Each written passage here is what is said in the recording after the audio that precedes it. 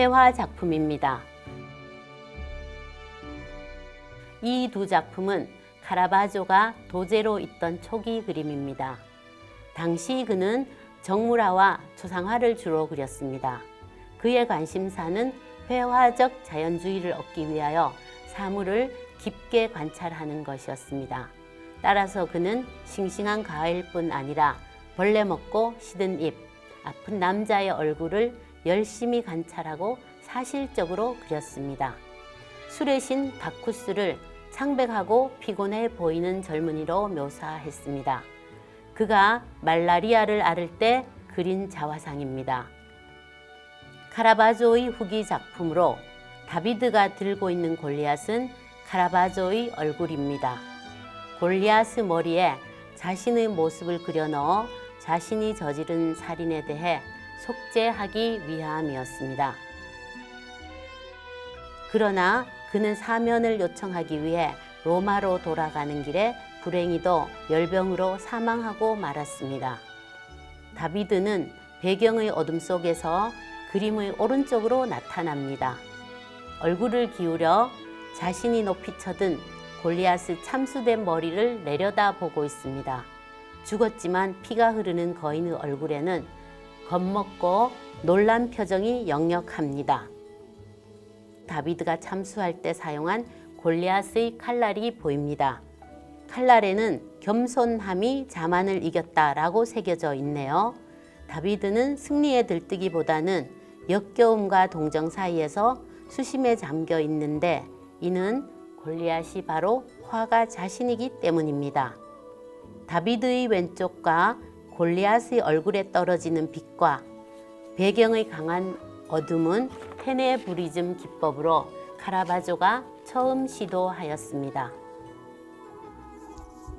빛은 악마 또는 원죄를 상징하는 뱀을 밝게 가르치는 성모와 두려워서 주저하는 어린 예수 위로 떨어집니다. 성모에게는 강인함이, 예수에게는 두려움과 슬픈 운명이 느껴집니다. 성모의 어머니 안나는 두 손을 모으고 가만히 지켜보고 있습니다. 가슴이 보일 정도의 노출이 심한 옷을 입은 성모, 남루한 옷과 주름투성이의 노파인 안나, 누드의 예수는 당시 큰 무리를 일으켜 이 그림을 주문하였던 성 베드로 성당의 예배당에서 철거됩니다. 르네상스가 시작되면서 신화 주제의 그림은 인체의 아름다움을 보여줄 수 있는 누드를 그리는 정당한 구실이 되었기 때문에 화가들은 신화 스토리를 많이 그렸습니다. 큐피드는 엄마인 비너스에게 벌에 쏘여 아프다고 하면서 비너스가 달래주기를 원하고 있습니다. 훔친 벌집을 들고 벌에 쏘인 자리를 가리키고 있는 모습은 사랑스럽습니다. 팔등신의 하얀 피부, 빨간 머리카락, 대담한 목장식을 한 비너스는 무척 관능적입니다. 그런데 그녀는 큐피드가 아플까봐 걱정하며 위로하기는커녕 엄마 말 안 듣더니 그럴 줄 알았다는 듯 쌀쌀맞아 보입니다. 아이의 어리광이 사랑스럽지만 아픈 경험을 통해 교훈을 얻기를 바라는 엄마의 마음이 보입니다. 나무 뒤에는 엄마 사슴에게 훈계받는 새끼 사슴도 보입니다. 우리가 추구하는 짧은 쾌락은 슬픔과 고통을 동반한다는 고대 그리스의 식구가 적혀 있습니다.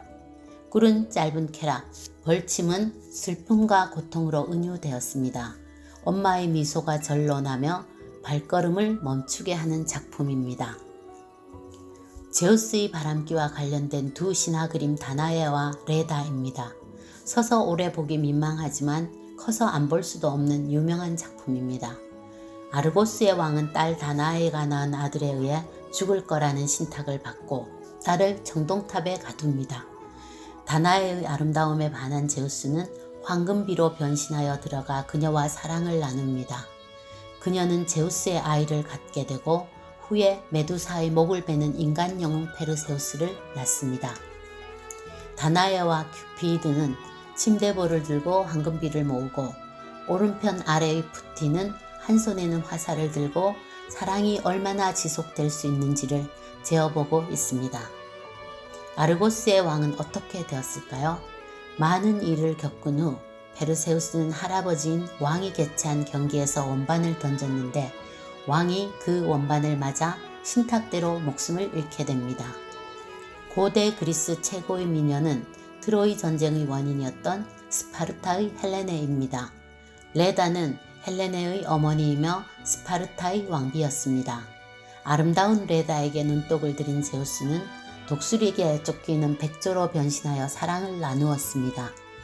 그날 밤 그녀는 남편 틴타레우스와도 사랑을 나누었고 임신하여 2개의 알을 낳았습니다. 백조는 한쪽 날개로 레다를 감싸 안고 키스하려는 듯 긴 목을 빼고 있습니다. 레다는 수줍어하며 고개를 돌렸지만 두 손으로는 백조의 목을 어루만지고 있습니다. 알에서 태어난 2 아기도 보입니다. 자연을 세밀하게 묘사한 블랑드르 스타일이 돋보이며 공기원근법을 이용한 다빈치 특유의 풍경이 펼쳐져 있습니다. 다빈치의 제자가 스승의 레다와 백조를 모사한 그림으로 9점 정도의 모사본이 있으며 영국의 윌튼 하우스, 우피치 미술관, 그리고 보르게세의 이 작품이 가장 훌륭합니다. 중세의 전설에 따르면 유니콘은 본성이 사납고 길들지 않는 짐승이지만 오직 순결한 처녀만이 유니콘을 길들일 수 있다고 합니다. 원래는 결혼의 충실함을 상징하는 개를 안고 있는 여성을 그렸는데 결혼이 성사되지 않자 순결을 상징하는 유니콘으로 바꾼 것으로 보고 있습니다.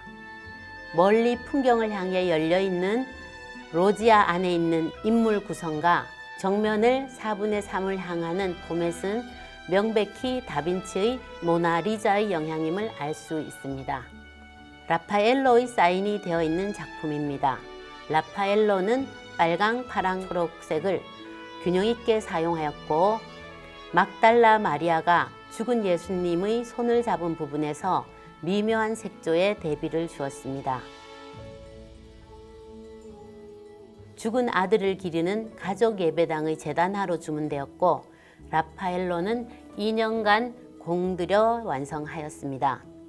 이 그림은 시피오느의 추기경이 무력을 이용해 탈취하였으며 1797년 프랑스가 약탈하여 루브르에 전시하였다가 20년 후 재단을 제외하고 돌려받았습니다.